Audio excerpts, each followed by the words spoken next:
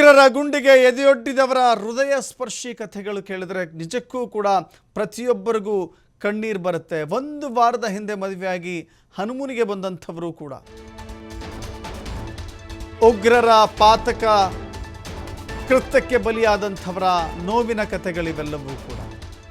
ಒಂದು ವಾರದ ಹಿಂದೆ ಮದುವೆಯಾಗಿ ಹನಿಮೂನ್ಗೆ ಅಂತ ಬಂದಿದ್ರು, ಹೊಸ ಜೀವನವನ್ನು ಆರಂಭ ಮಾಡೋಣ ಅಂತ ಹೇಳಿ ಮದುವೆಯ ವಾರ್ಷಿಕೋತ್ಸವ ಆಚರಿಸಿಕೊಳ್ಳಿಕ್ಕೆ ಹೋಗಿದ್ದರು ಕೆಲವರು. ಮಕ್ಕಳೊಂದಿಗೆ ಬೇಸಿಗೆ ರಜೆಯನ್ನು ಮಜಾವಾಗಿ ಕಳೆಯೋಣ ಅಂತ ಹೇಳಿ ಕೆಲವಷ್ಟು ಜನ ತೆರಳಿ ಪ್ರಕೃತಿಯ ಸೊಬಗನ್ನು ಸವಿದು ಆನಂದಿಸಲಿಕ್ಕೆ ಹೋಗಿದ್ರು. ಹೀಗೆ ಒಬ್ಬೊಬ್ಬರದ್ದು ಕೂಡ ಒಂದೊಂದು ಹೃದಯ ಸ್ಪರ್ಶಿ ಕಥೆಗಳಿದ್ದಾವೆ. 6 ಪುರುಷರನ್ನ ಅವರ ಪತ್ನಿಯರ ಮುಂದೆಯೇ ಉಗ್ರರು ಕೊಂದು ಬಿಸಾಡಿದ್ದಾರೆ. ಹರಿಯಾಣದ ಲೆಫ್ಟಿನೆಂಟ್ ವಿನಯ್ ನರ್ವಾಲ್ ವಾರದ ಹಿಂದೆ ಮದುವೆಯಾಗಿದ್ದರು. ಪತ್ನಿ ಹಿಮಾಂಶಿ ಜೊತೆಗೆ ನರ್ವಾಲ್ ಹನಿಮೂನ್ಗೆ ಬಂದಿದ್ದರು. ಆದರೆ ಬಂದಂಥವರು ಹೆಣವಾಗಿ ಹೋಗಿದ್ದಾರೆ.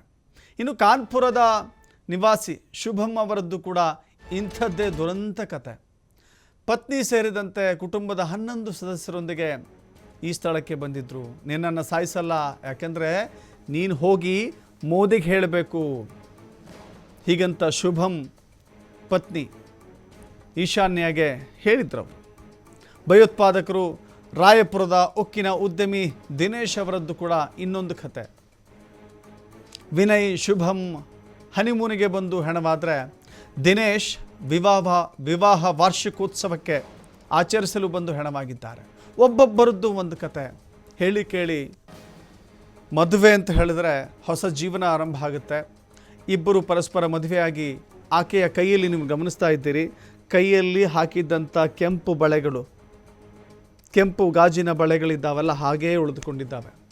ಬಟ್ ತಾಳಿ ಕಟ್ಟಿದ ಆ ಗಂಡ ಇಲ್ಲ, ಕಣ್ಣೆದ್ರೆ ಶವವಾಗಿ ಹೋದ, ಕಣ್ಣೆದ್ರೆ ವಿಲ ವಿಲ ವಿಲ ಅಂತ ಒದ್ದಾಡಿ ಪ್ರಾಣ ಬಿಟ್ಟ.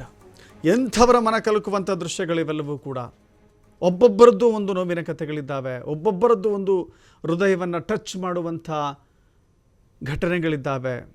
ಆ ಸ್ಟೋರಿಗಳನ್ನು ಕೇಳಿದ್ರೆ ಎಂಥ ಕಲ್ಲು ಮನಸ್ಸು ಕೂಡ ಕರಗಿ ಹೋಗುತ್ತೆ.